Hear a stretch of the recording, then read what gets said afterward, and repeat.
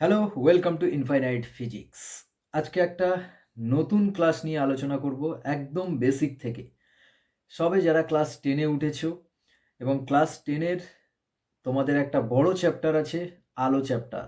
সেই আলো চ্যাপ্টারের একদম বেসিক থেকে, বেসিক মানে বেসিক, পুরো ক্লাস 7 থেকে 7-এর আলো পোর্শনে যেগুলো আছে সেগুলো নিয়েই আলোচনা করব ক্লাস 7-8-এ, এবং তারপর থেকে আস্তে আস্তে আমরা লেভেল বাড়িয়ে পুরো ক্লাসটাকে কমপ্লিট করব।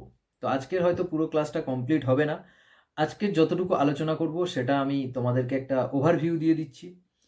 আলো কি, আলোর গতিপথ, কোনো বস্তুকে আমরা দেখতে পাই কেন, তারপরে আলোর প্রতিফলন, এবং তার সাথে শিখব মাধ্যম জিনিসটা কি, এবং তার সাথে শিখব চ্যুতিকোণের রাশিমালা প্রতিফলনের ক্ষেত্রে।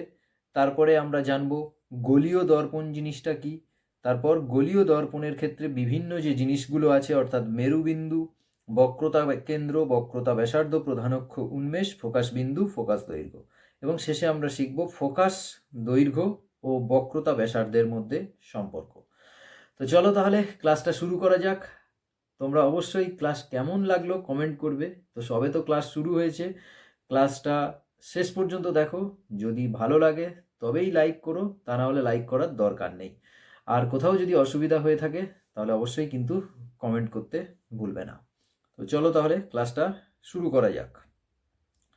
দেখো, একদম প্রথম থেকে আমরা জানবো, প্রথম আমাদের যে মূলত ক্লাস 10-এ যে আলোটা আছে সেটা হচ্ছে বক্রতলে আলোর প্রতিফলন। কিন্তু আমরা একদম বেসিক থেকে জানবো যে আলো জিনিসটা কি। বক্রতল পরে আসবো, আলো জিনিসটা কি যদি আলোই না জানি তাহলে আলো বক্রতলে পড়ুক আর সমতলে পড়ুক সেই জানাটা আমাদের ক্ষেত্রে অসম্পূর্ণ হয়ে যাবে। তো একদম বেসিক থেকে শুরু করব। আলো কি? দেখো, আলো যত আমরা বড় ক্লাসে উঠব আলো সম্পর্কে তার ডেফিনেশনটা আরও ভালোভাবে জানবো। কিন্তু ক্লাস 10-এর ক্ষেত্রে আমাদের এইটুকু জানলে চলবে যে আলো হলো একটা শক্তি, এক প্রকার শক্তি যা কোনো বস্তুর উপর পড়লে বস্তুটা আলোকিত হয়। এটা একদম ক্লাস 7-8-এর ডেফিনেশন। এইটুকুই ক্লাস 10 পর্যন্ত হলেও জান হবে। তাহলে আলো কি? আলো হলো এক প্রকার শক্তি যা কোনো বস্তুর উপর পড়লে বস্তুটা আলোকিত হয়। কিন্তু একটা ভাইটাল জিনিস, আলোকে আমরা দেখতে পাই না। আলো যখন কোনো বস্তুর উপরে পড়ে সেই বস্তুটাকে আমরা দেখতে পাই, কিন্তু আলোটাকে দেখতে পাই না। এটা আবার কেমন জিনিস স্যার? তোমরা বলবে, স্যার আমরা তো আলো দেখতে পাই, যখন আমরা টর্চ মারি দেখি যে একটা ফোকাস চলে যাচ্ছে, সেই ফোকাসটাই তো আলো, তাহলে আমরা তো আলোকে দেখতে পাচ্ছি। না, আমরা আলোকে দেখতে পাচ্ছি না।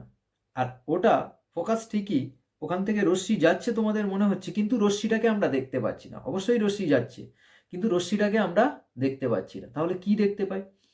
ভালো করে খেয়াল করবে, যখন তোমরা টর্চ মারো অন্ধকারে, তাহলে টর্চ যদি মারা যায় তাহলে দেখবে যে টর্চের যে ফোকাস অর্থাৎ লাইট, আলোক রশ্মিটা যে যাচ্ছে, আমরা একটা সরল রেখা বরাবর দেখতে পাই। তো সেই সরল রেখা বরাবর যদি একটু ভালো করে ভাবো, তো আমরা রশ্মিটাকে কি দেখতে পাই? ওখানে আমরা কিন্তু দেখতে পাই খুব ক্ষুদ্র ক্ষুদ্র ক্ষুদ্র ক্ষুদ্র ধূলিকণাগুলোকে আমরা দেখতে পাই। হ্যাঁ স্যার, ঠিক বলেছেন, ক্ষুদ্র ক্ষুদ্র ধূলিকণা। ক্ষুদ্র ক্ষুদ্র ধূলিকণা মানে কি? ওই লাইট যে সরলরেখা বরাবর যাচ্ছে সেই সরলরেখা বরাবর অসংখ্য ধূলিকণা ছিল। চারদিকে ধূলিকণা আছে, কিন্তু ওই দিকের ধূলিকণাগুলো দৃশ্যমান হচ্ছে, কারণ আলোক রশ্মি সেই ধূলিকণার উপরে পড়ছে। আর ধূলিকণার উপরে পড়ার ফলে ধূলিকণাটা দৃশ্যমান হচ্ছে, আলোক রশ্মিটা দৃশ্যমান নয়। রশ্মি ধূলিকণার উপর পড়ছে, এবার ধূলিকণাগুলো দৃশ্যমান হচ্ছে, তাই আমরা মনে করছি যেন আলোক রশ্মিটাকে আমরা দেখতে পাচ্ছি, কিন্তু আলোক রশ্মিকে আমরা দেখতে পাচ্ছি না। ভালো করে ভেবে দেখবে যে আমরা কি দেখতে পাই, ওই যে ছোট ছোট ধূলিকণাগুলোকে আমরা দেখতে পাচ্ছি। ক্লিয়ার? তাহলে তাহলে একটা জিনিস হয়ে গেল যে আলোর ডেফিনেশনটা যদি তোমাদের পড়বে না একদম 100% শিওর, কিন্তু এটা আমাদের জানতে হবে যে আলো এক প্রকার শক্তি যা কোনো বস্তুর উপরে পড়লে বস্তুটা আলোকিত হয় বা বস্তুটা দৃশ্যমান হয়, কিন্তু আমরা আলোকে দেখতে পাই না। একদম দেখো, ডেফিনেশন মুখস্থ করার দরকার নেই, সেটাকে নিয়ে ভিজুয়ালাইজ করো যে তোমরা যে ডেফিনেশনটা শুনছো, যে সংজ্ঞাটা শুনছো, সেটা বাস্তবে কি সেইটা বসে বসে ভাবো। তারপরে দেখো আলোর গতিপথ। পরে কি আছে, আলোর গতিপথ। এটা একদম বেসিক জিনিস। আলো আমরা জানি কি সরল রেখা বরাবর চলে। তার একটা পরীক্ষা তোমরা ঘরে করতে পারো। মনে করো এখানে একটা মোমবাতি আছে, দেখো আমি যেখানে ছবিতে দেওয়া আছে, এটা একটা মোমবাতি আছে। সেই মোমবাতিটা জ্বলছে। এইবার আমরা এদিক থেকে যদি দেখি তাহলে দেখব এই মাঝখানে যে কার্ডবোর্ডগুলো আছে এ বি সি, সেই কার্ডবোর্ডের মাঝখানে ছিদ্র করা আছে। সেই ছিদ্র থেকে আলোক রশ্মিটাকে আমরা দেখতে পাচ্ছি। অর্থাৎ এই মোমবাতি থেকে আলোক রশ্মিটা আমাদের চোখে চলে যাচ্ছে ছিদ্র ভেদ করে। এবার মনে করো একটা ছিদ্রবিহীন অর্থাৎ নিরেট মোটামুটি যদি একটা কার্ডবোর্ড নিয়ে মাঝখানে এইখানে যদি প্রবেশ করিয়ে দিই, নিরেট কার্ডবোর্ড নিয়ে যদি আমরা এইখানে একটা প্রবেশ করিয়ে দিই, তাহলে কি হবে? তাহলে আমরা সেটাকে দেখতে পাবো না। মনে করো এদিক থেকে আমরা একটা টর্চ মারছি, তাহলে এই লাইটটা এদিকে আসছে এবং এই এদিকে আসছে। মাঝখানে যদি আমরা একটা কোনো কার্ডবোর্ড দিয়ে গার্ড করে দিই, কোনো কিছু দিয়ে যদি একটা কার্ডবোর্ড দিয়ে গার্ড করে দিই এইভাবে, তাহলে কি রশ্মিটা এদিক থেকে এদিকে যেতে পারবে? যেতে পারবে না। ঠিক সেই রকমই এটা থেকে আমরা একটা জিনিস বুঝলাম কি, যদি আলোক রশ্মি বাঁকা পথে আসতো তাহলে কি হতো? রশ্মিটা এরকম মারছি, এই রশ্মিটা দেখছে যে আমার সামনে একটা কার্ডবোর্ড গার্ড করা আছে, তাহলে আমরা বাঁকা পথ দিয়ে ঘুরে এদিকে চলে আসবো। মানে রশ্মি এরম যেতে গিয়ে বাঁধা পেলো, এরম যেতে গিয়ে ঘুরে বেঁকে আবার এইভাবে চলে এলো। কিন্তু এমনটা তো হয় না, কারণ আলোক রশ্মি কি হয়, সরল রেখা বরাবর চলে। দেখো আলো যদি বাঁকা পথে চলতো তাহলে কিন্তু সর্বনাশ হয়ে যেত। কি সর্বনাশ হতো বলো তো? পৃথিবীতে কোনো কিছু জিনিস আমাদের আর অদেখা থাকতো না। মনে করো তুমি সকালে বাথরুমে গিয়েছো, গিয়ে দরজা বন্ধ করে দিয়েছো। এবার যদি আলো বাঁকা পথে চলতো কি হতো? ছোট বাথরুমে জানালা আছে, তাহলে আলোক রশ্মিটা তোমার দেহ থেকে যদি জানালা দিয়ে পেরিয়ে এসে আবার এদিকে চলে আসে, তার মানে তোমাকে কিন্তু দেখা যাবে। কিন্তু ওই ঘটনাটা ঘটে না। আলো সরল রেখা বরাবর চলে এবং সরল রেখায় তুমি দরজা আটকে দিয়েছো, তাই আলোক রশ্মি কিন্তু বেরিয়ে যেতে পারছে না। ক্লিয়ার তাহলে?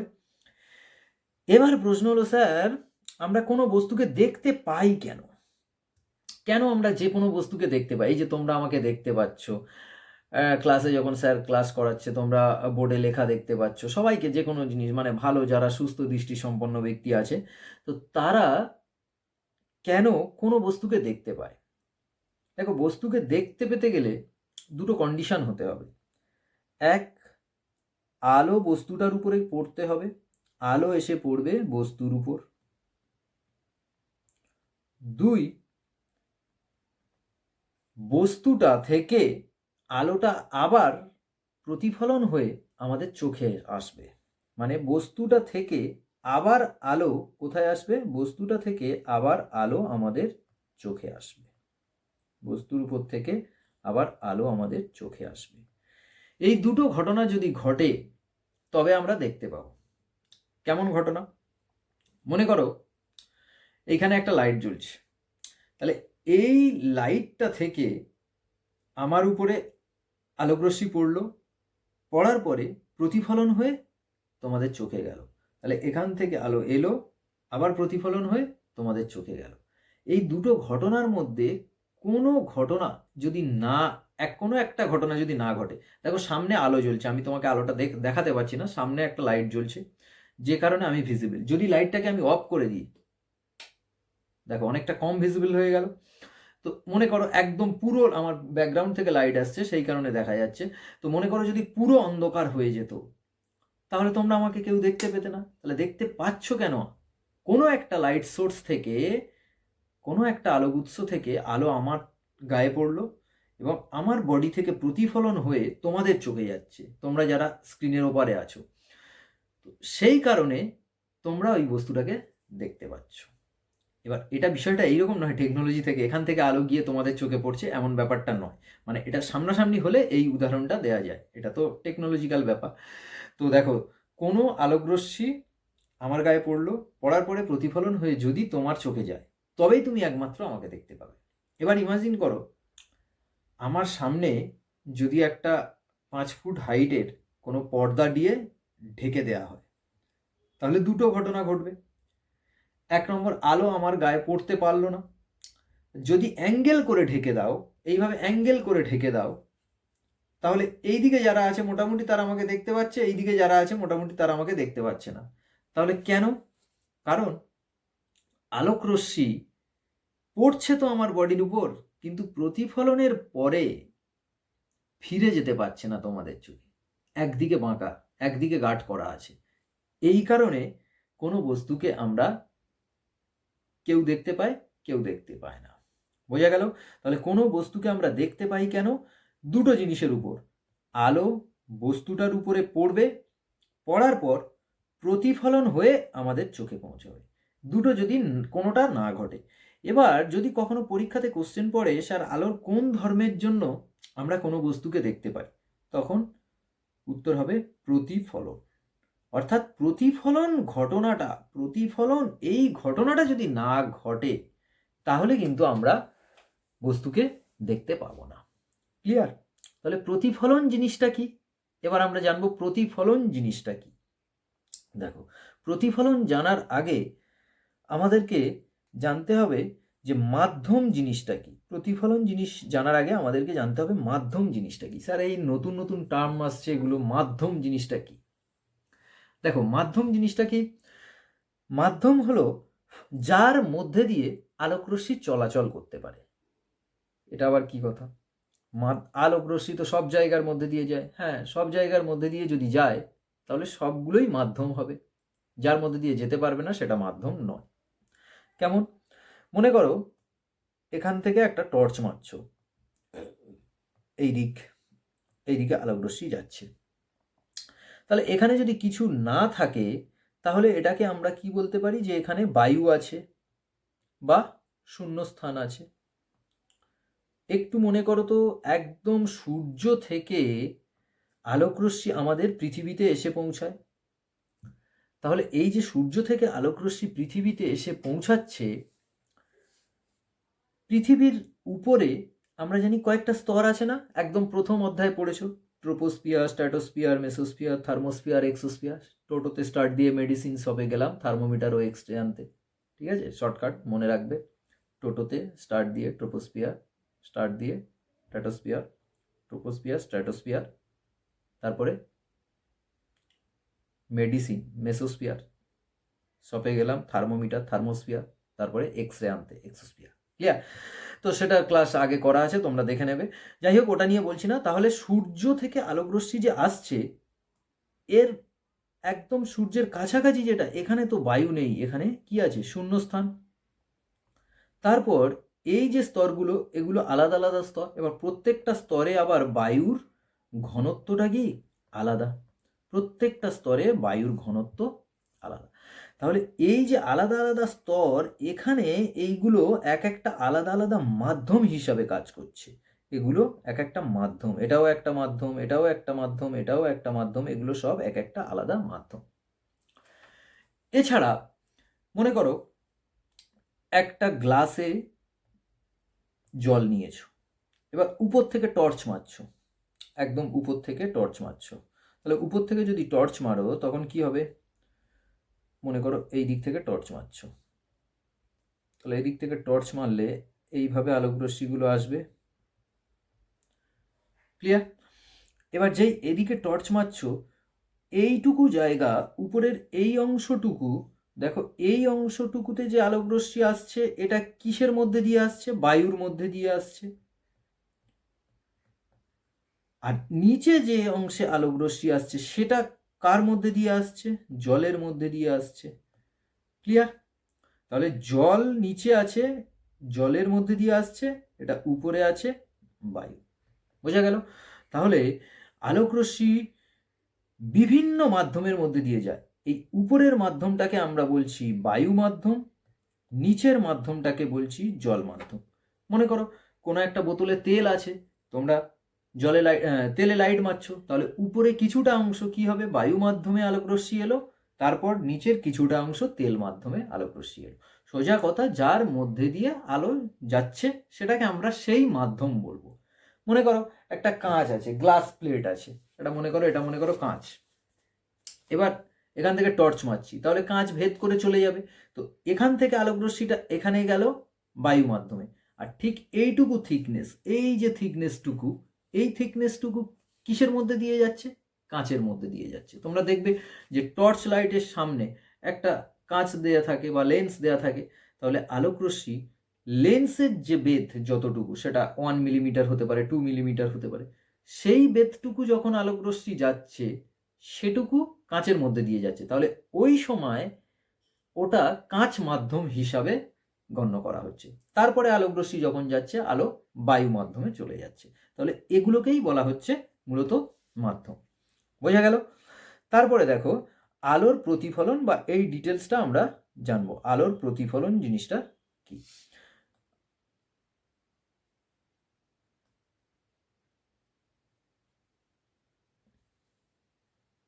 দেখো আলোর প্রতিফলন, আলোর প্রতিফলন, আলো যখন কোনো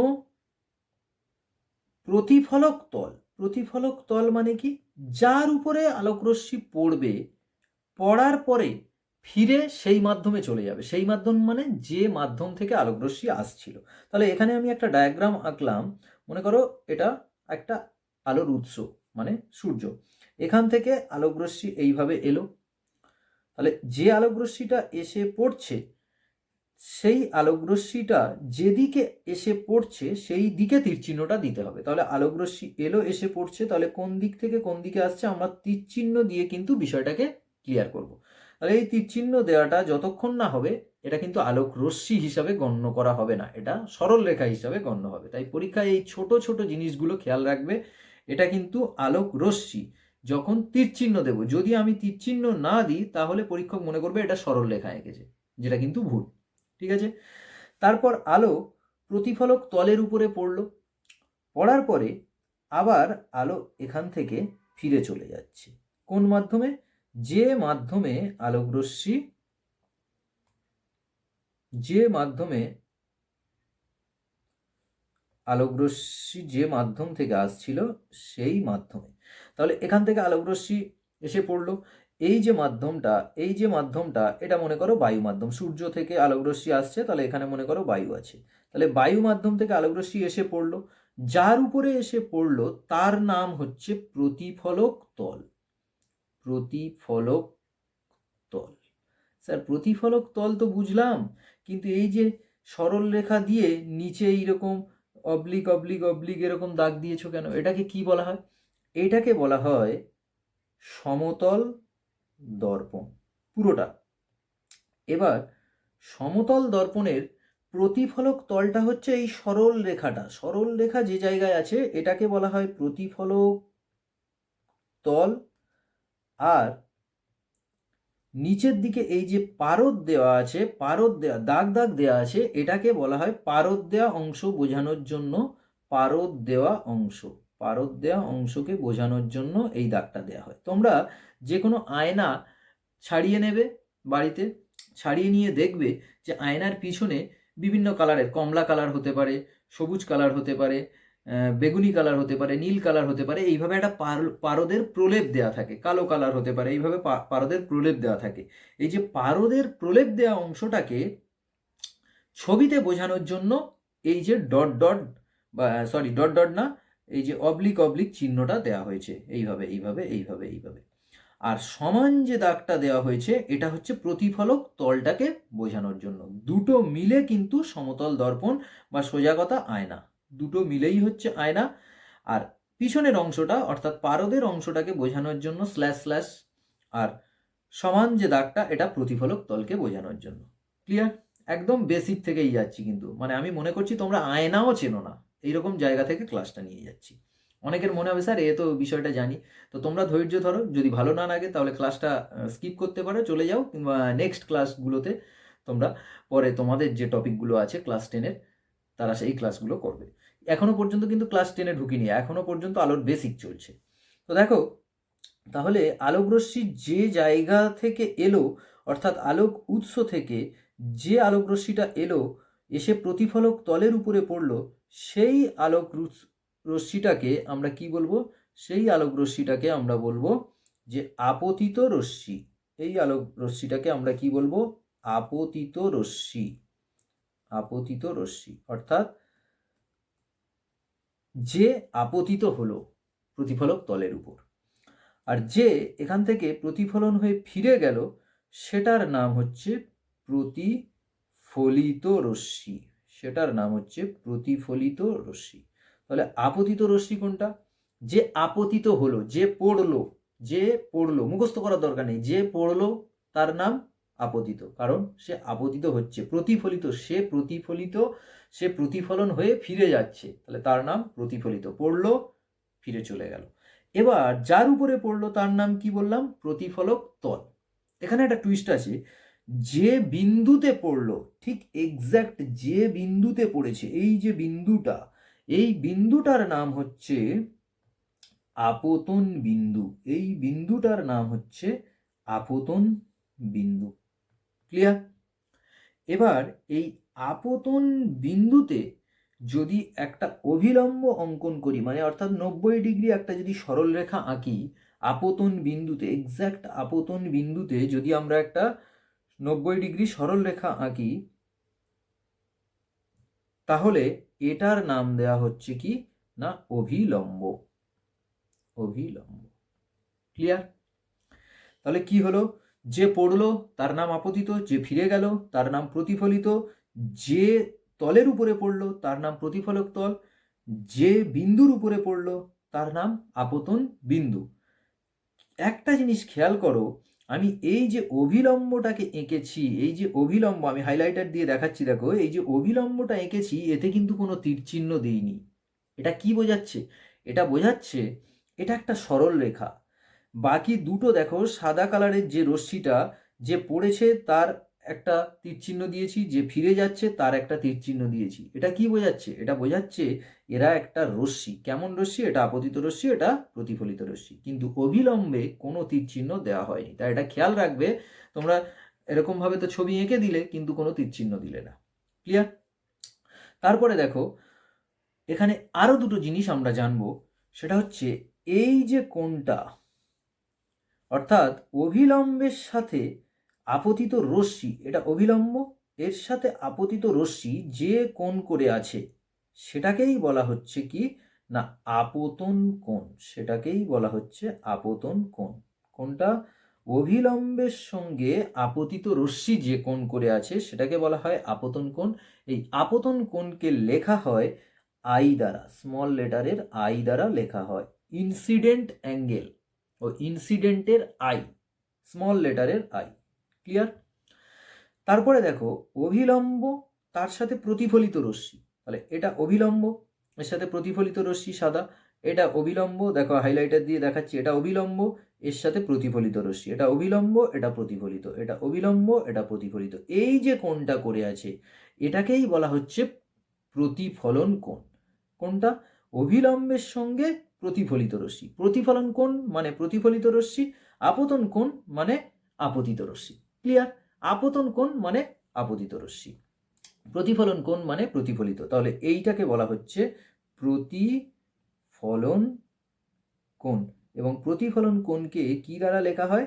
স্মল লেটারে আর দ্বারা লেখা হয়। বুঝতে পেরেছো? তাহলে যদি সংজ্ঞা পড়ে, ধরো তোমাদের সংজ্ঞা পড়লো আপতন কোণ কাকে বলে, সিম্পল ব্যাপার, মুখস্থ করার দরকার নেই। আপতিত রশ্মিটা অভিলম্বের সঙ্গে যে কোণ করে থাকে সেটাকেই বলা হচ্ছে আপতন কোণ, আর প্রতিফলিত রশ্মিটা অভিলম্বের সঙ্গে যে কোণ করে থাকে তাহলে প্রতিফলন কোণ। সংজ্ঞা মুখস্থ করার দরকার নেই। বুঝতে পারছো কিনা অবশ্যই কমেন্ট করবে। ঠিক আছে? তো এই গেল আপতন কোণ আর প্রতিফলন কোণ। এবার ইন্টারেস্টিং একটা বৈশিষ্ট্য আছে, আলোর প্রতিফলন হলেই সবসময় তার আপতন কোণ আর প্রতিফলন কোণ সমান হবে। অর্থাৎ এই আই কোণ আর আর কোণ সর্বদা কি হয়? সমান হয়। আই আর আর সর্বদা সমান, অর্থাৎ আই কোণ আর আর কোণ সবসময় সমান হবে। আপতন কোণ যদি 30 ডিগ্রি হয় প্রতিফলন কোণও 30 ডিগ্রি, আপতন কোণ যদি 40 ডিগ্রি হয় প্রতিফলন কোণ 40 ডিগ্রি, আপতন কোণ যদি x ডিগ্রি হয় প্রতিফলন কোণ x ডিগ্রি। ক্লিয়ার?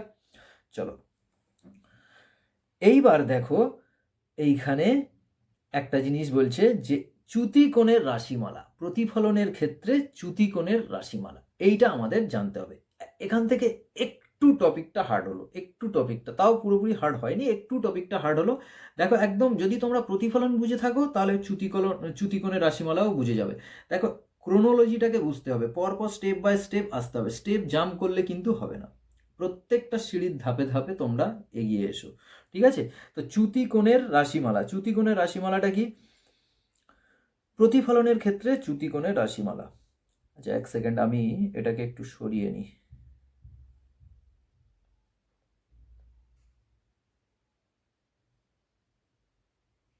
ব্যাস ব্যাস, আর একটু সরাই, ঠিক আছে।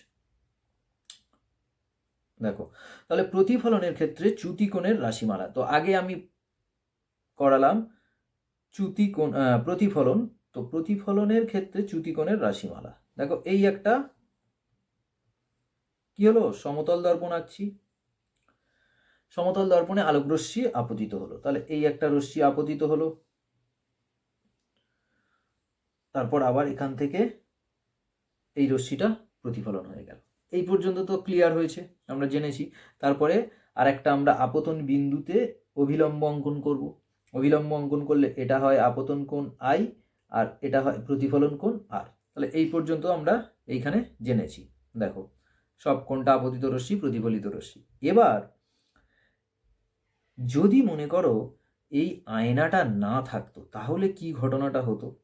এই আয়নাটা যদি না থাকতো, আমি যদি এই আয়নাটাকে একটু সরিয়ে দেওয়ার চেষ্টা করি, এই আয়নাটাকে, আয়নাটা সরবে না।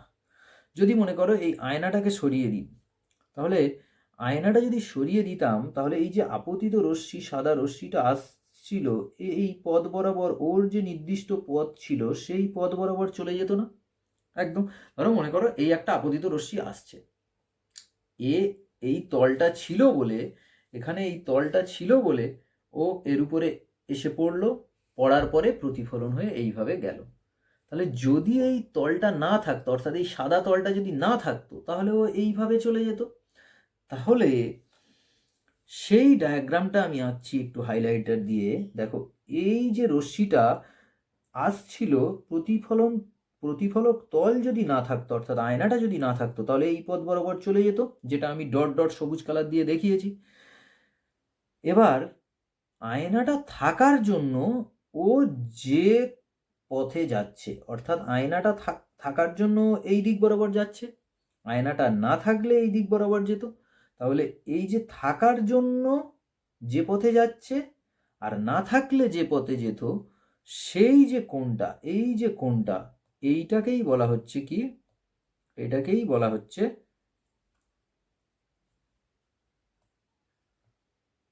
এই যে কোণটা, সরি, এই যে কোণটা, এটাকেই বলা হচ্ছে কি? চ্যুতিকোণ। চ্যুতিকোণকে লেখা হয় ডেল্টা দ্বারা, এই চিহ্নটার নাম হচ্ছে ডেল্টা। ক্লিয়ার? এই চিহ্নটার নাম ডেল্টা। বুঝতে পারলে?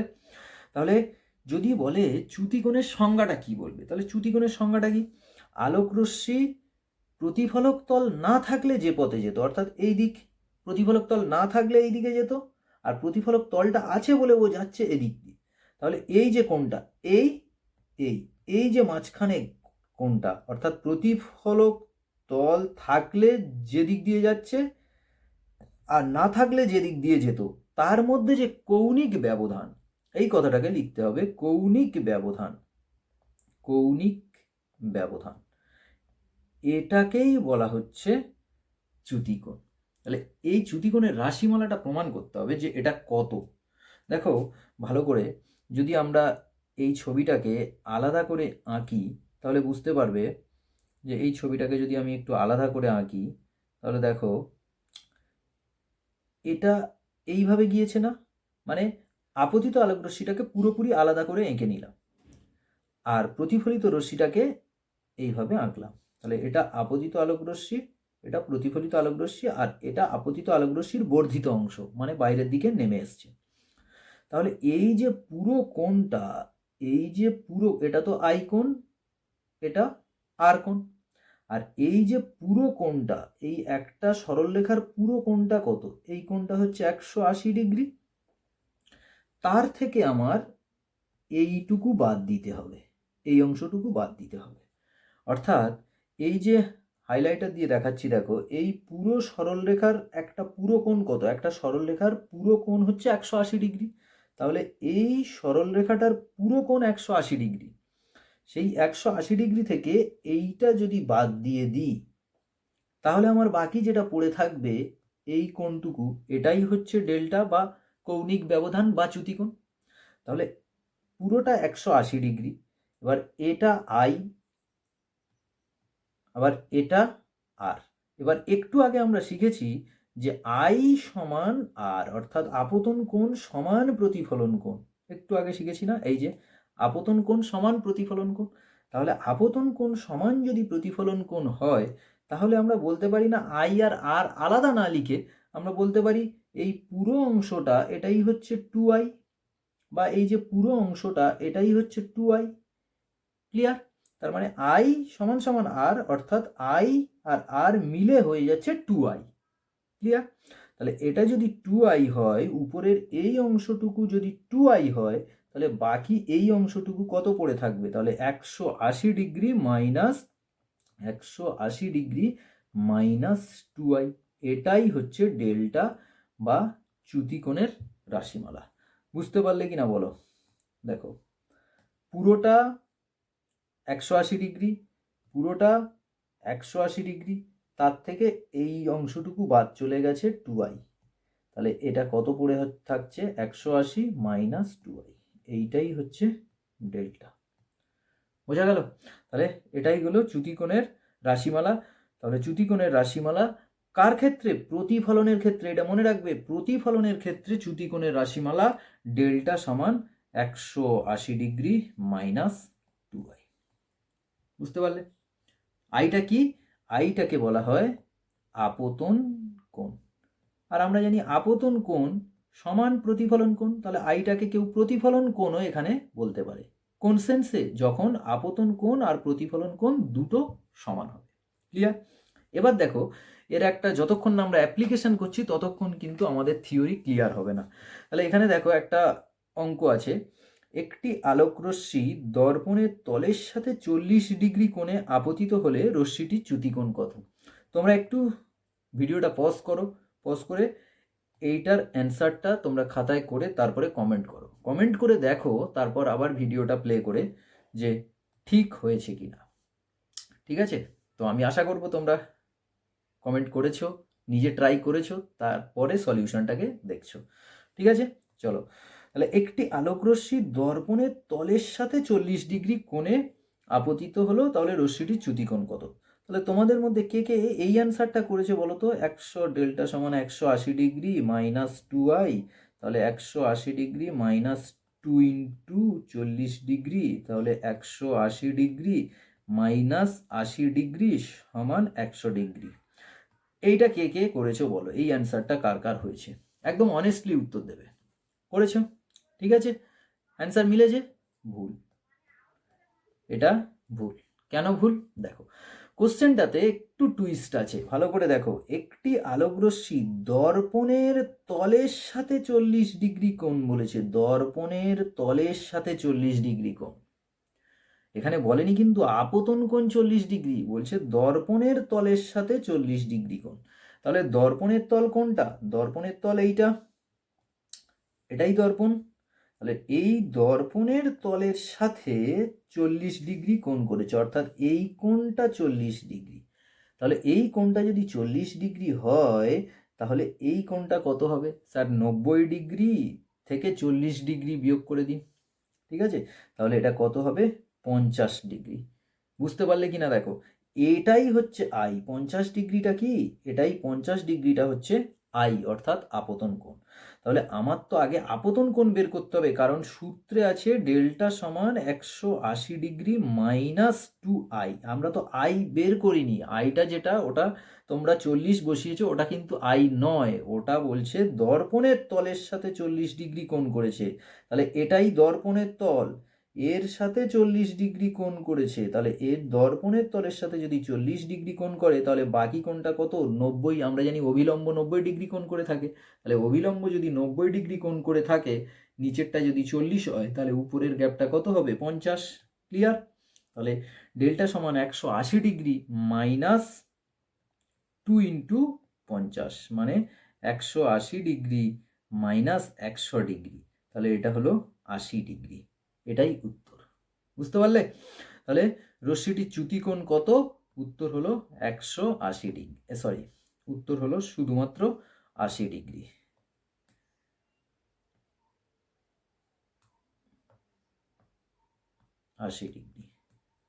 ক্লিয়ার? চলো তারপরে দেখো, এখন থেকে মোটামুটি ধরতে পারো এই যে 35 মিনিট হয়ে গেছে, এই 35 মিনিট ক্লাসটা যারা দেখলে তাদেরকে অসংখ্য ধন্যবাদ। কারণ তোমাদের 35 মিনিট অ্যাটেনশনটা একসাথে রাখা মানে এটা আমার কাছে একটা কষ্টসাধ্য ব্যাপার। যাই হোক, এবার কিন্তু আসল আমরা ক্লাস 10-এর টপিকে ঢুকলাম। হ্যাঁ, ক্লাস 10-এর টপিক এখান থেকে শুরু হচ্ছে, এখান থেকে বি সিরিয়াস। দেখো, আমাদের ক্লাস 10-এ যেটা আছে সেটা হচ্ছে গোলীয় দর্পণ। গোলীয় দর্পণটা আমাদের ক্লাস 10-এ আছে। তো স্যার সমতল দর্পণ তো আমরা জানি, সমতল দর্পণ আপনি একটু আগে আঁকা শেখালেন, এইভাবে এইভাবে এইভাবে, এটা পারদযুক্ত অংশ আর এটা উপরে সরল রেখা অর্থাৎ প্রতিফলক তল। মনে করো এটা একটা সমতল দর্পণ। গোলীয় দর্পণ আর কিছুই নয়, সমতল দর্পণকে যদি আমরা বাঁকিয়ে দিই, মনে করো এটা একটা সমতল দর্পণ, আয়না। ক্লিয়ার? এটা একটা আয়না। এবার এই সমতল দর্পণকে যদি আমরা বাঁকাই, কেমনভাবে বাঁকাবো? এটা একটা সমতল দর্পণ, এটাকে যদি এইভাবে বাঁকিয়ে দিই, এইভাবে বাঁকানো যেতে পারে, আবার একটা এইভাবে বাঁকানো যেতে পারে, এইভাবে, এইভাবে একটা, এইভাবে একটা যদি বাঁকিয়ে দিই, তাহলে যেটা হয়ে যাবে সেটা হচ্ছে গোলীয় দর্পণ। এবার গোলীয় দর্পণ সাধারণত দুই প্রকার গোলীয় দর্পণ, একটা হচ্ছে উত্তল দর্পণ আর একটা অবতল দর্পণ। গোলীয় দর্পণ দুই প্রকার, একটা উত্তল দর্পণ বা কনভেক্স মিরর, এটাকে বলা হয় কনভেক্স মিরর, আর একটা হচ্ছে অবতল দর্পণ। ক্লিয়ার? একটা উত্তল দর্পণ আর একটা অবতল দর্পণ। তাহলে উত্তল দর্পণ হচ্ছে কনভেক্স মিরর, অবতল দর্পণ হচ্ছে কনকেভ মিরর, ইংলিশটা। এবার উত্তল দর্পণ কোনটা, অবতল দর্পণ কোনটা? দেখো এখানে একটা ছবি তোমরা দেখতে পাচ্ছ, একটা চামচের ছবি। এই যে চামচটা, এইটা চামচের ভেতরের অংশ অর্থাৎ খালা দিকটা, মানে চামচে যদি দই কাটাই, দই এরকমভাবে তুলি, তাহলে চামচের খালা অংশে অর্থাৎ যে অংশে দই লেগে থাকে, দইটা ওঠে, সেই খালা অংশে যখন আমরা মুখটা দেখব, যখন মুখ দেখব, তখন সেটা কি দর্পণ হিসাবে কাজ করবে? এটা হচ্ছে অবতল দর্পণ হিসাবে কাজ করবে।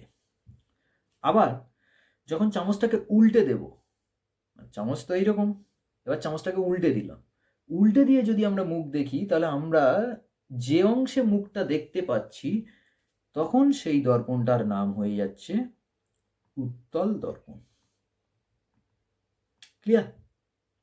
তার মানে গোলীয় দর্পণ আর কিছুই নয়, গোলীয় দর্পণ হলো সমতল দর্পণটাকে বাঁকানো হয়েছে, সমতল দর্পণটাকে হিট দিয়ে যদি আমরা কার্ভ আকৃতি করে দিই, এবার যে কোনো দিকে করব, কোনটা কোন দিকে করলে উত্তল হবে অবতল হবে সেটা আমি চামচের ক্ষেত্রে উদাহরণটা দিলাম। তোমরা একই রকমভাবে তোমরা যদি দেখো, ভালো স্টিলের নতুন চকচকে বাটি নাও, তো বাটি নিয়ে যদি দেখো, তো দেখবে এরকম বাটিতে যদি মুখ দেখো, তাহলে তার খালার দিকটাতে অর্থাৎ যেখানে তরকারি থাকে সেই দিকটাতে যখন মুখটা দেখবে, সেটা অবতল দর্পণ হিসেবে কাজ করবে। আবার যখন উল্টো দিকটাতে অর্থাৎ বাটিটাকে উল্টে দেবে, বাটির পিছন দিকটাতে যখন মুখটা দেখতে পাবে, সেটা উত্তল দর্পণ হিসাবে কাজ করবে। বুঝতে পারলে? এবার প্রশ্ন হলো, স্যার গোলীয় দর্পণ কাকে বলে? গোলীয় দর্পণ কাকে বলে কি বলবো? সিম্পল কথা, নিজেরা সংজ্ঞা তৈরি করো, নিজেরা সংজ্ঞা তৈরি করো। যদি কোনো একটা দর্পণের প্রতিফলক তলটা গোলীয় হয়, তখন সেটাকে আমরা বলবো গোলীয় দর্পণ। মানে প্রতিফলক তল মানে যাকে আমরা যেটাতে আমরা মুখ দেখছি, মনে করো এটা আয়না, সমতল দর্পণ, এখন সমতল আছে, এবার এই আয়নার মুখটা দেখতে পাচ্ছি, মানে এটা এর প্রতিফলক তল, এই সামনের দিকটা এটা এর প্রতিফলক তল, এই দিকে আমি মুখ দেখছি। তাহলে এই প্রতিফলক তলটা যদি গোলীয় হয়ে যায়, মানে এরকম গোলীয় হয়ে যায়, বাঁকা হয়ে যায়, কার্ভ হয়ে যায়, তখন সেটা গোলীয় দর্পণ। তাহলে কি বলবে? যে দর্পণের প্রতিফলক তলটা গোলীয়, যে দর্পণের প্রতিফলক তলটা, এটাই এর কিওয়ার্ড জানো না? প্রতিফলক তল। গোলীয় দর্পণের যদি প্রতিফলক তলটা, গোলীয় দর্পণ মানে কি, প্রতিফলক তলটা যদি গোলীয় হয় তখন সেটাকে আমরা বলবো কি, গোলীয় দর্পণ। ক্লিয়ার? এবার যদি পরীক্ষাতে পড়ে স্যার উত্তল দর্পণ কাকে বলে, বোঝান উত্তল দর্পণ কাকে বলে। উত্তল দর্পণ তো আপনি মানে উদাহরণ দিয়ে বুঝিয়ে দিলেন, বাটির উল্টো পিঠটা, চামচের উল্টো পিঠটা, এগুলো উত্তল। কিন্তু কাকে বলে যদি পড়ে, আমরা লিখবো কিভাবে কাকে বলে পড়লে? উত্তল দর্পণ আমরা তো আর এরকম বলতে পারবো না, বাটির উল্টো পিঠটা, চামচের উল্টো পিঠটা গোলীয় দর্পণ, উত্তল দর্পণ। তাহলে কি বলবে? উত্তল দর্পণ বলবে যে দর্পণের প্রতিফলক তলটা, অর্থাৎ প্রতিফলক তলটা উত্তল, সেটাকেই আমরা বলবো উত্তল দর্পণ। যে দর্পণের প্রতিফলক তলটা অবতল, মানে খালা, প্রতিফলক তলটা অবতল, সেটাকে বলবো অবতল দর্পণ।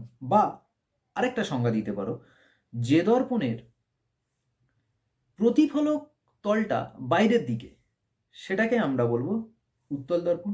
আর যে দর্পণের প্রতিফলক তলটা ভেতরের দিকে, মানে এরকম খালা হয়ে আছে ভেতরের দিকে, সেটাকে আমরা বলবো অবতল দর্পণ। দুটো সংজ্ঞা দিতে পারো। তাহলে উত্তল দর্পণ কি? যে দর্পণের প্রতিফলক তলটা বাইরের দিকে বা যার প্রতিফলক তলটা উত্তল, সেটাকে বলা হয় উত্তল দর্পণ। যার প্রতিফলক তলটা ভিতরের দিকে বা অবতল, সেটাকে বলা হয় অবতল দর্পণ। ক্লিয়ার? এইবার এই উত্তল দর্পণ বা অবতল দর্পণ, অর্থাৎ এক কথায় গোলীয় দর্পণ, এই গোলীয় দর্পণের পরিচিতিটা আমরা জানতে হবে।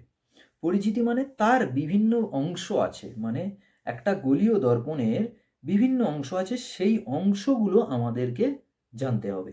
কি কি?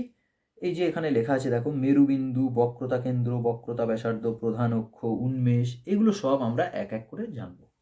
ক্লিয়ার? তাহলে গোলীয় দর্পণের পরিচিতি। তো প্রথম আমরা কি আঁকি? একটা অবতল দর্পণ আঁকি। এই একটা অবতল দর্পণ, এই একটা অবতল দর্পণ। এই অবতল দর্পণের প্রথম যেটা আছে এটাকে বলা হচ্ছে মেরুবিন্দু। কোনটা? মনে করো এটা একটা দর্পণ, তাহলে এটা যদি একটা অবতল দর্পণ হয়, এটা একটা খালা দর্পণ এরকম, তাহলে এই দর্পণটার পুরো সেন্টার পয়েন্ট, যেটা দর্পণটার সেন্টার বা দর্পণটার মধ্যবিন্দু, সেটাকেই বলা হচ্ছে কি বিন্দু? মেরুবিন্দু। তাহলে যদি বলে দর্পণের মেরুবিন্দু কি, তোমরা কি বলবে? যে গোলীয় দর্পণের প্রতিফলক তলের মধ্যবিন্দুটাকে বলা হয় গোলীয় দর্পণের প্রতিফলক তলের মধ্যবিন্দু, সেটাকেই বলা হচ্ছে কি? মেরুবিন্দু। ক্লিয়ার? এরপরে দেখো বক্রতা কেন্দ্র। বক্রতা কেন্দ্র কি? বক্রতা কেন্দ্র হলো, দেখো বক্রতা কেন্দ্র কি, মনে করো এই একটা অবতল দর্পণ, তাহলে ভালো করে খেয়াল করো তো, এই অবতল দর্পণটা এটাও তো একটা বাঁকা তল, অর্থাৎ গোলীয় তল, কার্ভ সারফেস। তাহলে এই বাঁকা তলটাকে যদি আমরা পিছন দিকে বাড়িয়ে দিই, তাহলে এ কি তৈরি হবে? একটা গোলক তৈরি হবে না? এবার সেই গোলকের কোনো না কোনো একটা কেন্দ্র থাকবে। হ্যাঁ, সেই কেন্দ্রটাকে বলা হচ্ছে বক্রতা কেন্দ্র। বক্রতা কেন্দ্র। স্যার ক্লিয়ার হলো না? হ্যাঁ বলছি, গোলীয় দর্পণটা কোনো না কোনো একটা গোলকের পার্ট তো। ধরো মনে করো একটা বৃত্তচাপ, তোমরা যখন বৃত্ত আঁকো, মনে করো একটা জ্যামিতিতে পেন্সিল কম্পাস বসিয়ে এইভাবে একটা বৃত্তচাপ অঙ্কন করছো, এইরকমভাবে বৃত্তচাপ অঙ্কন করো। তাহলে এই যে বৃত্তচাপ, এটা বৃত্তচাপ মানে কি? কোনো একটা বৃত্তের অংশ, অর্থাৎ পুরো বৃত্তের একটা ক্ষুদ্র অংশকেই তো বলা হয় বৃত্তচাপ। পুরো বৃত্তের যদি আমরা, ধরো এটাকে যদি আমি মুছে দিই তাহলে বিষয়টা বুঝতে পারবে। পুরো বৃত্তের যদি এইটুকু অংশ আমি, কি হলো,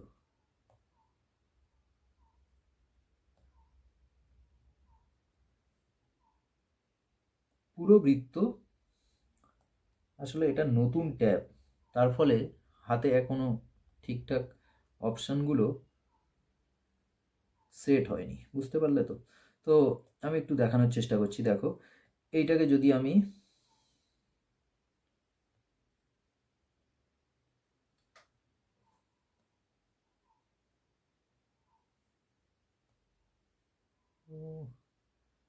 স্টেবিলিটি না থিকনেস, দেখো এই পুরো বৃত্তটাকে আমি যদি এইভাবে মুছে দিই, তাহলে এটা একটা বৃত্তচাপ হয়ে গেল। তার মানে কোনো না কোনো বৃত্তের ছোট অংশ হলো বৃত্তচাপ। ঠিক সেই রকম গোলীয় দর্পণের ক্ষেত্রে এই যে পার্টটুকু, এটা তো কোনো না কোনো একটা গোলকের অংশ, কোনো না কোনো একটা গোলকের অংশ, কোনো না কোনো একটা গোলকের অংশ হলো এটা। তাহলে পুরো গোলকটার একটা নিশ্চয়ই কেন্দ্র আছে, সেই কেন্দ্রটাকে বলা হচ্ছে দর্পণের বক্রতা কেন্দ্র। দেখো, বক্রতা নামটাকে শুধু জুড়ে দাও, পুরো গোলক তার একটা কেন্দ্র থাকবে, পুরো গোলক তার একটা কেন্দ্র থাকবে, সেটা গোলকের কেন্দ্র।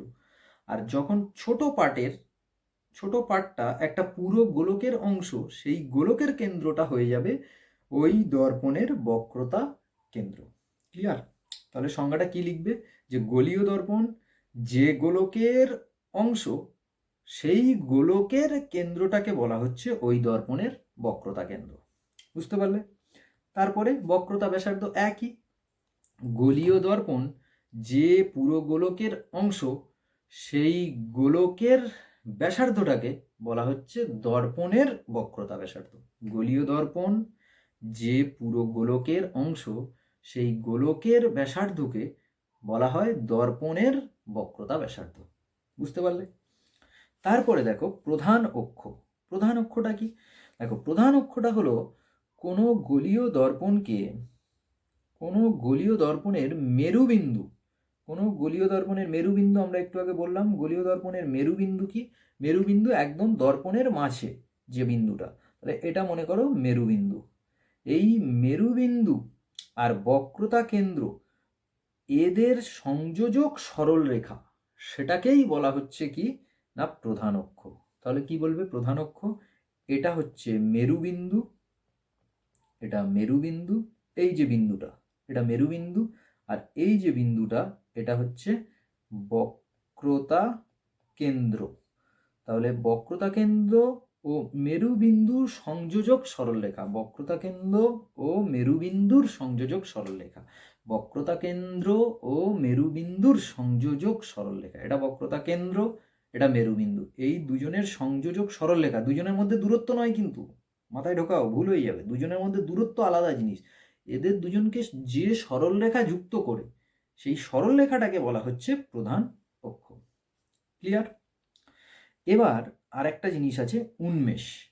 উন্মেষ জিনিসটা কি? উন্মেষ জিনিসটা হলো যে কোনো দর্পণ এইভাবে কার্ভ করলে, সেই কার্ভের একদম প্রথম প্রান্ত আর একদম শেষ প্রান্ত, এদের দুটোকে যোগ করলে যে সরল রেখাটা পাওয়া যাবে, অর্থাৎ এই যে গোলীয় দর্পণটা আছে, এই দর্পণের মনে করো এটা এম বিন্দু, এটা এম ডট বিন্দু। এবার এই এম বিন্দু আর এম ডট বিন্দু যোগ করলে যে সরল রেখাটা পাওয়া যাবে, এই দূরত্বটাকে বলা হচ্ছে কি উন্মেষ। বুঝতে পারলে? তার মানে এম এম ডট, এই যে অংশটুকু, এই যে সরল রেখাটা, এই দৈর্ঘ্যটা, এটাকেই বলা হচ্ছে উন্মেষ। ক্লিয়ার? তাহলে আরেকবার বলছি, মেরুবিন্দু। মেরুবিন্দু মানে দর্পণের মাঝখানের পয়েন্ট, দর্পণের মাঝখানের পয়েন্ট, অর্থাৎ দর্পণের প্রতিফলক তলের মধ্যবিন্দু। তারপর বক্রতা কেন্দ্র। বক্রতা কেন্দ্র কি? গোলীয় দর্পণ যে গোলকের অংশ, সেই গোলকের কেন্দ্রটা ওই দর্পণের বক্রতা কেন্দ্র। বক্রতা ব্যাসার্ধ কি? গোলীয় দর্পণ যে গোলকের অংশ, সেই গোলকের যে ব্যাসার্ধ, সেটাকেই বলা হচ্ছে দর্পণের বক্রতা ব্যাসার্ধ। ক্লিয়ার? প্রধান অক্ষ। প্রধান অক্ষ কি না বক্রতা কেন্দ্র আর মেরুবিন্দু, এই দুটোকে যে সরল রেখা যোগ করেছে, দুটোর মধ্যে দূরত্ব নয় কিন্তু, দুটোর মধ্যে দূরত্ব আলাদা জিনিস। তাহলে বক্রতা কেন্দ্র আর মেরুবিন্দু দুটোকে যে সরল রেখা, যে সংযোজক সরল রেখা যুক্ত করেছে সেটাকেই বলা হচ্ছে প্রধান অক্ষ। উন্মেষ কি? উন্মেষ গোলীয় দর্পণের একদম যে দুটো প্রান্তবিন্দু যোগ করলে যে সরলরেখাটা পাওয়া যায়, সেই সরলরেখার দৈর্ঘ্যটা, সেটাকেই বলা হচ্ছে উন্মেষ। হলো? তারপরে আর দুটো জিনিস জানবো, সেটা হচ্ছে ফোকাস বিন্দু আর ফোকাস দৈর্ঘ্য। ফোকাস বিন্দু আর ফোকাস দৈর্ঘ্য। তাহলে ফোকাস বিন্দু জানতে গেলে আমাদেরকে কি জানতে হবে না, ফোকাস বিন্দু জানতে গেলে আগে আমাদেরকে আলোক রশ্মি যদি একটা দর্পণের উপরে পড়ে, তাহলে সে প্রতিফলনের পর কোন দিকে যাবে সেটা আগে আমাদের দেখতে হবে। তাহলে দেখো, মনে করো এখানে একটা আলোক রশ্মি এইভাবে প্রধান অক্ষের সমান্তরালে আপতিত হলো। তাহলে এবার প্রতিফলনের পর যাবে কোন দিকে? তাহলে এর তো আমি এইখানে একটা বক্রতা কেন্দ্র একটু আগে জানলাম, সেই বক্রতা কেন্দ্রকে লেখা হয় ও দ্বারা। এটা ও দ্বারা লিখলাম আমি, বক্রতা কেন্দ্র ও। এবার এই যে আপতিত আলোকরশ্মিটা পড়লো, এ প্রতিফলনের পর যাবে কোন দিকে? দেখো, সিম্পল ব্যাপার, প্রতিফলনের পরে আলোকরশ্মি কোন দিকে যাবে সেটা নির্ভর করবে আপতন কোণটা কেমনভাবে আছে সেটা আগে বের করতে হবে। তাহলে আপতন কোণটা কিভাবে আছে সেটা বের করব। আপতন কোণ কাকে বলে? একদম সমতল দর্পণের ক্ষেত্রে বলেছিলাম, মনে করে দেখো, আপতন কোণ কাকে বলে? আপতন কোণ হচ্ছে যে অভিলম্বের সঙ্গে আপতিত রশ্মি যে কোণ করে থাকে এটাকেই বলা হয় আপতন কোণ। তাহলে অভিলম্বের সঙ্গে আপতিত রশ্মি যে কোণ করে থাকে, অভিলম্বের সঙ্গে আপতিত রশ্মি, তাহলে এখানে অভিলম্বটা দেখতে হবে, কারণ আপতিত রশ্মি তো আমরা দেখে নিয়েছি। তাহলে অভিলম্বটা দেখব। অভিলম্ব কি? অভিলম্ব সবসময় তলের সাথে 90 ডিগ্রি কোণ করে থাকে। তাহলে স্যার, যখন সমতল দর্পণ ছিল তখন তো আমরা বুঝে গিয়েছি যে সমতল দর্পণের সাথে 90 ডিগ্রি কোণ করে থাকে যে সরলরেখাটা, সেটাকে আমরা অভিলম্ব বলি। এবার এটা যদি আপতিত রশ্মি হয় তাহলে এটা আপতন কোণ আই হয়, এবং সেই সমান কোণ এই দিকে হলে এটাকে প্রতিফলন কোণ বলি। ক্লিয়ার? কিন্তু এক্ষেত্রে আমি অভিলম্বটা আঁকবো কিভাবে? একটু ভালো করে ভাবো তো। একটা গোল, অর্থাৎ বৃত্ত মনে করো, তোমাদের সাইকেলের চাকা।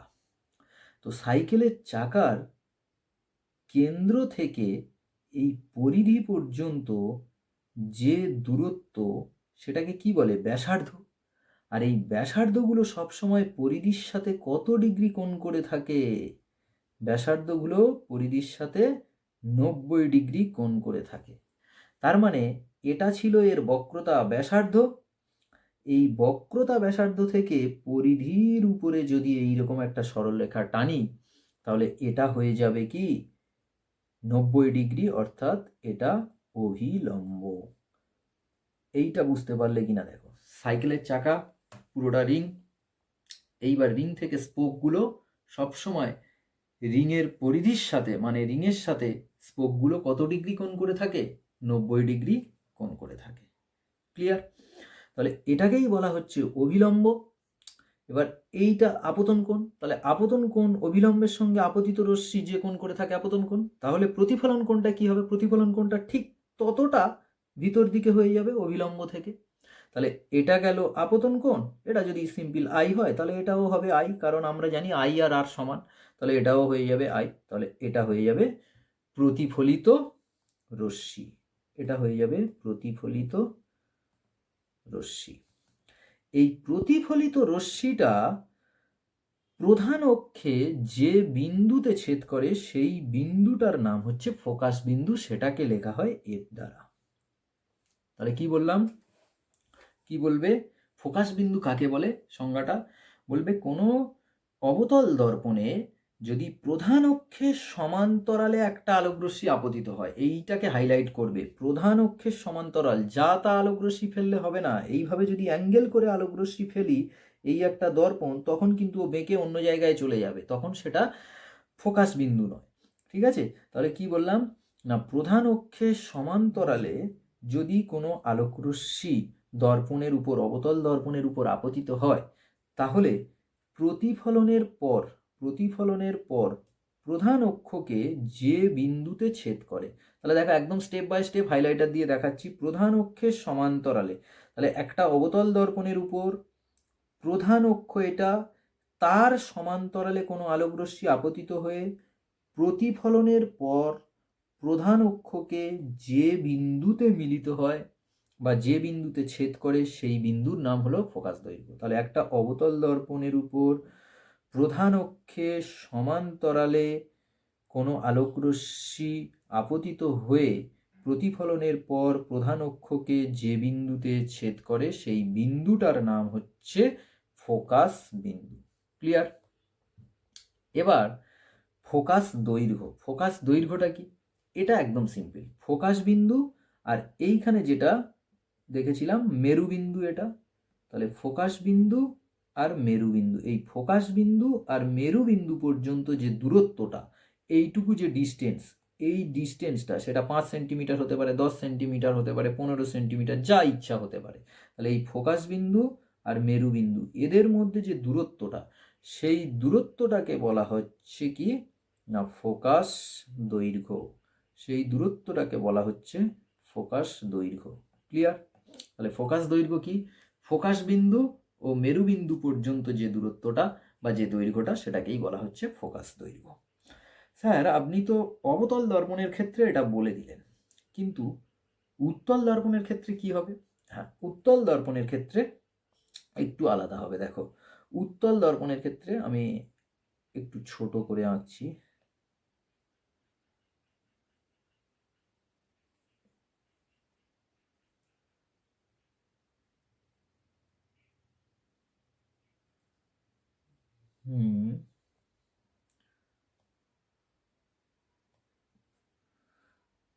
একটু ছোট করে, এটাকে একটু ছোট করে দিই।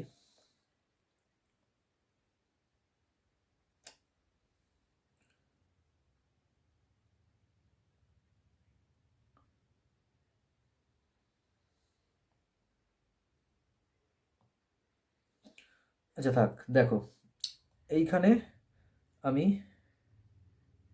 উত্তল দর্পণ একটা আঁকলাম। এটা হলো উত্তল দর্পণ। উত্তল দর্পণে এটা প্রধান অক্ষ। এবার এই উত্তল দর্পণের প্রধান অক্ষের উপরে যদি একটা সমান্তরাল আলোকরশ্মি ফেলি, প্রধান অক্ষের উপর একটা সমান্তরাল আলোকরশ্মি ফেললাম, প্রধান অক্ষের সমান্তরাল আলোকরশ্মি, তাহলে আলোকরশ্মিটা ফেললে কোন দিকে যাবে সেটা একই রকম। কি করব না, আগে আমাদের অভিলম্বটাকে বের করতে হবে। তাহলে অভিলম্ব কোনটা? অভিলম্ব হলো প্রধান অক্ষ মানে বক্রতা কেন্দ্র, বক্রতা কেন্দ্র থেকে এই যে পয়েন্টটা, এই পয়েন্টটাই হচ্ছে বক্রতা কেন্দ্র থেকে এই পুরো পয়েন্টটা, এটাকেই যোগ করে দিই যদি আমরা, তাহলে এটাকে আমরা বলবো কি অভিলম্ব। কেন অভিলম্ব বলবো? কারণ দেখো, এটা বক্রতা কেন্দ্র, বক্রতা কেন্দ্র থেকে মনে করো গাড়ি দিই, এটাও তো সেই একটা গোলকের অংশ, সাইকেলের চাকা। তাহলে স্পোকগুলো 90 ডিগ্রি কোণ করে আছে আগের ক্ষেত্রে, তাহলে এটাও বক্রতা কেন্দ্র, কেন্দ্র আর এটা পরিধি, তাহলে কেন্দ্র থেকে পরিধি সবসময় 90 ডিগ্রি কোণ করে থাকে, অর্থাৎ ব্যাসার্ধটা 90 ডিগ্রি কোণ করে থাকে। তাহলে এটা হয়ে গেল অভিলম্ব। যদি এটা অভিলম্ব হয় তাহলে এই কোণটা কি হয়ে যাবে? আই কোণ, অর্থাৎ আপতন কোণ। ঠিক তাহলে তার এই দিকে প্রতিফলিত রশ্মিটা চলে যাবে এবং এই কোণটাকে আমরা কি বলবো? আর কোণ। ক্লিয়ার? অর্থাৎ প্রতিফলন কোণ। এবার এইটাকে ডট ডট করলে প্রধান অক্ষে যে বিন্দুতে ছেদ করে সেটাকে বলা হয় কি ফোকাস বিন্দু। ক্লিয়ার? এবার এক্ষেত্রে সংজ্ঞাটা কি দেবো? যে স্যার এটাকে তো আমরা ডট ডট করে ছেদ করাচ্ছি। ডট ডট করে কেন ছেদ করাচ্ছি? ভালো করে দেখো, এই প্রধান অক্ষটা কিন্তু জীবনে কোনোদিনও, এই প্রতিফলিত রশ্মিটা এ জীবনে কোনোদিনও কিন্তু এই প্রধান অক্ষকে ছেদ করবে না। এটা প্রতিফলিত রশ্মি, এ কখনো এই প্রধান অক্ষে ছেদ করবে না। কেন ছেদ করবে না? কারণ এ তো এই দিকে উল্টো দিকে চলে যাচ্ছে আর প্রধান অক্ষ তো নিচের দিকে, তাহলে এ ছেদ করবে না। এবার জোর করে ছেদ করানো হচ্ছে। কিভাবে জোর করে ছেদ করানো হচ্ছে? না, ওর পিছন দিকটাকে যদি আমি বাড়িয়ে দিই, প্রতিফলিত রশ্মির যদি পিছনের দিকটাকে বাড়িয়ে দিই, তাহলে যে বিন্দুতে ছেদ করে সেটা হচ্ছে ফোকাস বিন্দু। কিন্তু লেখাটা কি হবে? লেখাটা এইরকম হবে যে যদি একটা উত্তল দর্পণের উপর প্রধান অক্ষের সমান্তরালে কোনো আলোকরশ্মি আপতিত হয় তাহলে প্রতিফলিত রশ্মিটা প্রধান অক্ষের যে বিন্দু থেকে অপসৃত হচ্ছে বলে মনে হয়, এই কথাটা লিখতে হবে। কি কথাটা? না, অপসৃত হচ্ছে বলে মনে হয়, অপসৃত হচ্ছে বলে মনে হয়। কেন এটা লেখা হলো মনে হয়? কারণ অরিজিনাল ছেদ করেনি, অপসৃত হচ্ছে মানে নির্গত হচ্ছে বলে মনে হচ্ছে। তাহলে যে এখান থেকে চোখ দিয়ে দেখবে, মনে করো কেউ যদি এখান থেকে চোখ দিয়ে দেখে, তাহলে সে কি দেখবে? সে দেখবে যে এই আলোক রশ্মিটা এইরকম একটা জায়গা থেকে, যে এ দেখবে কি এই আলোক রশ্মিটা এরকম কোনো একটা জায়গা থেকে তার চোখে যাচ্ছে। তাহলে এরকম জায়গা থেকে চোখে যাচ্ছে মানে কি? অ্যাকচুয়ালি তো আলোক রশ্মিটা এখান থেকে যাচ্ছে না, এই আলোক রশ্মিটা এখান থেকে প্রতিফলন হয়ে এরকমভাবে যাচ্ছে। কিন্তু ও দেখবে, কারণ একটু আগে বললাম যে আলোক রশ্মি কখনো বাঁকা পথ অনুসরণ করে না, তো এ দেখবে যে আমাদের চোখ কি দেখবে? যে এই পয়েন্টটা থেকে নির্গত হচ্ছে বলে মনে হচ্ছে। তো সেই কারণে এখানে বলা হচ্ছে অপসৃত হচ্ছে বলে মনে হয়। তাহলে সংজ্ঞাটা কি লিখবে উত্তল দর্পণের ক্ষেত্রে? যে উত্তল দর্পণের প্রধান অক্ষের সমান্তরালে কোনো আলোক রশ্মি আপতিত হলে প্রতিফলিত রশ্মিটি প্রধান অক্ষের যে বিন্দু থেকে অপসৃত হচ্ছে বলে মনে হয়, এটাই কিওয়ার্ড, অপসৃত হচ্ছে বলে মনে হয়, সেটাকেই বলা হয় ফোকাস বিন্দু। আর বাকিটা একই। ফোকাস দৈর্ঘ্যটা কি? ফোকাস বিন্দু আর এটা কি ছিল? মেরুবিন্দু। তো ফোকাস বিন্দু আর মেরুবিন্দু পর্যন্ত যে দূরত্বটা, সেটাকেই বলা হচ্ছে ফোকাস দৈর্ঘ্য।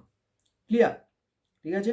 তাহলে যদি কখনো পরীক্ষাতে এই সংজ্ঞাটা পড়ে যে গোলীয় দর্পণের ফোকাস বিন্দু কাকে বলে, তখন তোমরা কোনটা লিখবে? অবতল দর্পণের সংজ্ঞাটা লিখবে না উত্তল দর্পণের সংজ্ঞাটা লিখবে? অবতল দর্পণের সংজ্ঞাটা লিখবে না উত্তল দর্পণের সংজ্ঞাটা লিখবে? কি লিখবে? বলবে যে কোনো গোলীয় দর্পণের প্রধান অক্ষের সমান্তরালে কোনো আলোকরশ্মি আপতিত হলে প্রতিফলনের পর প্রধান অক্ষকে যে বিন্দুতে ছেদ করে, মানে ওটা অবতল হয়ে গেল, অথবা প্রতিফলিত রশ্মিটি প্রধান অক্ষের যে বিন্দু থেকে অপসৃত হচ্ছে বলে মনে হয়, সেই বিন্দুকে বলা হয় ওই দর্পণের ফোকাস বিন্দু। ক্লিয়ার? তাহলে দুটো অথবা দিয়ে লিখে দেবে। পরের যেটা আছে দেখো, এটা খুব ভাইটাল প্রমাণ, তোমাদের পরীক্ষাতে পড়ে। সেটা হচ্ছে ফোকাস দৈর্ঘ্য আর বক্রতা ব্যাসার্ধের মধ্যে সম্পর্ক। ফোকাস দৈর্ঘ্য আর বক্রতা ব্যাসার্ধের মধ্যে সম্পর্ক। ফোকাস দৈর্ঘ্য অর্থাৎ ফোকাস দৈর্ঘ্য মানে এই যে বিন্দুটা মেরুবিন্দু আর ফোকাস বিন্দু, এই বিন্দু মেরুবিন্দু আর ফোকাস বিন্দু এদের মধ্যে যে দূরত্বটা, সেটাকে বলা হচ্ছে ফোকাস দৈর্ঘ্য। এই ফোকাস দৈর্ঘ্যকে লেখা হয় এফ দ্বারা। আর বক্রতা ব্যাসার্ধকে লেখা হয় আর দ্বারা। এদের মধ্যে সম্পর্কটা হলো এফ সমান r/2। এই সম্পর্কটা আমাদের প্রমাণ করতে হবে। তো চলো আমরা অবতল দর্পণটা আঁকি আগে, তারপরে আস্তে আস্তে প্রমাণ করব। তাহলে এই হলো একটা অবতল দর্পণ। ক্লিয়ার? এটা অবতল দর্পণ। এবার এই অবতল দর্পণে একটা প্রধান অক্ষের সমান্তরালে আলোকরশ্মি আপতিত হয়েছে। অবতল দর্পণে প্রধান অক্ষের সমান্তরালে একটা আলোকরশ্মি আপতিত হয়েছে। তাহলে প্রতিফলনের পর এ যে বিন্দু দিয়ে যাবে, সেই বিন্দুটার নাম কি? ফোকাস বিন্দু। তাহলে এই বিন্দুটার নাম হচ্ছে ফোকাস বিন্দু। ক্লিয়ার? এই বিন্দুটার নাম দিলাম আমি সি দিলাম, আর এই বিন্দুটার নাম দিলাম ও। এই বিন্দুটা কি? সরি, এটার নাম দিচ্ছি সি, এটার নাম দিচ্ছি ও। সেন্টারটার নাম দিলাম সি, এটার নাম সি, আর এটার নাম ও। ঠিক আছে? তাহলে ও বিন্দুটা, এটা মেরুবিন্দু, এটা ফোকাস বিন্দু, আর এটা বক্রতা কেন্দ্র। ক্লিয়ার? তাহলে দেখো এবার আমাদের প্রমাণ করতে হবে। খুব সিম্পল প্রমাণ। এই যে বক্রতা কেন্দ্র থেকে একটা সরলরেখা আমরা এইভাবে টেনে দিয়েছিলাম না? যে সরলরেখাটার নাম কি ছিল? মনে করো ইয়েস, এই সরলরেখাটার নাম হচ্ছে অভিলম্ব। কারণ কি? কারণ এ পরিধির সাথে 90 ডিগ্রি কোণ করে আছে। কারণ আমরা জানি বৃত্তের পরিধির সাথে সবসময় ওই বৃত্তের ব্যাসার্ধটা 90 ডিগ্রি কোণ করে থাকে, তাহলে এটা হয়ে গেল অভিলম্ব। এইবার মনে করো অভিলম্বের সঙ্গে আপতিত রশ্মি যে কোণ করে থাকে সেটার নাম কি? আপতন কোণ। সেটাকে লেখা হয় কি দ্বারা? আই দ্বারা। আর প্রতিফলিত রশ্মি যে কোণ করে থাকে সেটার নাম কি? প্রতিফলন কোণ। সেটাকে কি দ্বারা লেখা হয়? আর দ্বারা লেখা হয়। কিন্তু যেহেতু আমরা জানি আপতন কোণ সমান প্রতিফলন কোণ, তাই আমরা এটাকেও আই লিখলাম। এটাকে কেন আই লিখলাম একটু বুঝতে পারলে কি? না, আপতন কোণ, এইটা আমার আপতন কোণ, এই কোণটা, তাহলে এটা আমার আপতন কোণ আই, আর এটা আমার প্রতিফলন কোণ, এটা আমার প্রতিফলন কোণ। তাহলে এই প্রতিফলন কোণ আর আপতন কোণ সমান হয়, তাহলে দুটো কোণ যেহেতু সমান, তাই এটা যদি আই হয় এটাও আই হয়ে যাবে। তাহলে এই দুটোকে আমরা লিখলাম এটাও আই এটাও আই। এই পর্যন্ত ক্লিয়ার? ব্যাস। এবার দেখো এই যে ছবিটার এইটা দেখতে পাচ্ছ, আমি যদি একটু নাম দিয়ে দিই প্রত্যেকটা রশ্মির, এটা পি, এই বিন্দুটা কিউ, এই বিন্দুটা আর, সি, এটা এম নাম দিলাম। অর্থাৎ দেখো যদি আমি আলাদা করে আঁকি, মানে পি কিউ, এই যে আলোক রশ্মিটা আঁকলাম আলাদা করে, এটা পি এটা কিউ, আবার এই একটা রশ্মি আঁকলাম, তারপরে আবার এই একটা প্রধান অক্ষ আঁকলাম, তাহলে এটা ছিল সি বিন্দু, তাহলে এই কোণটা ছিল আই কোণ। আর এই যে কোণটা, এটা কত হবে বলো তো? দেখো এই দুটো সরলরেখা অর্থাৎ পি কিউ আর এই যে সিও, এটার নাম যদি দিই ও, তাহলে পি কিউ আর সিও, দেখো আমি মেন ছবিতে দেখাচ্ছি, এটা পি কিউ আর এটা সিও, পি কিউ সিও দুটো সমান্তরাল আর এটা ভেদক, তাহলে এটা সমান্তরাল, এটা এটা ভেদক, অর্থাৎ জেড আকৃতি হচ্ছে। তো দুটো যে জেড আকৃতি হয়, তাহলে এই কোণ আর এই কোণ কি হয়? সমান হয়, কিন্তু এদের নাম কি? ইয়েস, একান্তর কোণ। অর্থাৎ এই কোণ আর এই কোণ, এটাকে বলা হচ্ছে একান্তর কোণ, এবং এরা সমান হয়। তার মানে এটা যদি আই হয় তাহলে এটাও হবে আই, তাহলে এই কোণটাও হয়ে যাবে আই। ক্লিয়ার? তাহলে এটা এটা এটা এটা এই কোণটা হয়ে যাবে কি? আই কোণ। তাহলে এই যে ছোট ত্রিভুজটা তৈরি হলো, ছোট ত্রিভুজ কোনটা? এইটা, এই যে, অর্থাৎ পি সি কিউ এফ, এই ত্রিভুজটার সি কিউ এফ, এই সি কিউ এফ এই ত্রিভুজের দুটো কোণ অর্থাৎ কিউ কোণ আর সি কোণ সমান হয়ে গেছে। তাহলে একটা ত্রিভুজের যদি দুটো কোণ সমান হয়, তাহলে সেই কোণ সংলগ্ন বাহু দুটো সমান হবে। যদি এই পুরো ত্রিভুজটার দুটো কোণ সমান হয়, তাহলে আমরা একটা সম্পর্ক আছে জানি ত্রিভুজের ক্ষেত্রে, সেই কোণ সংলগ্ন দুটো বাহুও সমান হয়। ক্লিয়ার? তাহলে এই যে বাহুটা অর্থাৎ কোনটা? সিএফ সমান কোনটা হবে? কিউএফ। সিএফ সমান কিউএফ, অর্থাৎ এই সিএফ সমান কিউএফ, এই কোণ সংলগ্ন যে দুটো বাহু আছে সেই দুটো বাহু সমান হয়ে যাবে, কারণ দুটো কোণ সমান। তাহলে সিএফ সমান কিউএফ হয়ে গেল। এইবারে একটা ভাইটাল জিনিস, এইটা তোমরা মাথায় ঢুকিয়ে রাখো, এইখানে একটা চশমা আঁকো। চশমাটা কেন আঁকতে বললাম? কারণ এই জায়গাটায় ভিজুয়ালাইজ করতে হবে, পরীক্ষার খাতায় এটা থেকে আর মনে থাকবে না। অর্থাৎ যখন এখানে একটা কন্ডিশন আছে, যদি এই পি কিউ রশ্মিটা, এই পি কিউ রশ্মিটা দর্পণের মেরুবিন্দুর খুব কাছে আপতিত হয়, অর্থাৎ পুরো পি কিউ রশ্মিটা উঁচুতে, দেখো এইটা মেরুবিন্দু ও আর এটা কিউ, তাহলে অনেকটা যে গ্যাপ আছে, এই গ্যাপটা বলছে যদি কম হয়, অর্থাৎ কিউ বিন্দুটা যদি ও বিন্দুর খুব কাছে হয়, একদম কাছে অবস্থিত হয়, তাহলে দর্পণের মেরুবিন্দুর খুব কাছে যদি অবস্থিত হয়, কি হবে? দর্পণের মেরুবিন্দুর খুব কাছে যদি অবস্থিত হয়, ওই জন্য চশমা দিয়েছি। তাহলে প্রমাণ করার সময় এইরকম লেখা শুরু করবে, চশমাটা দিতে হবে না তোমাদের মনে রাখার জন্য, যদি কিউ বিন্দুটি ও বিন্দুর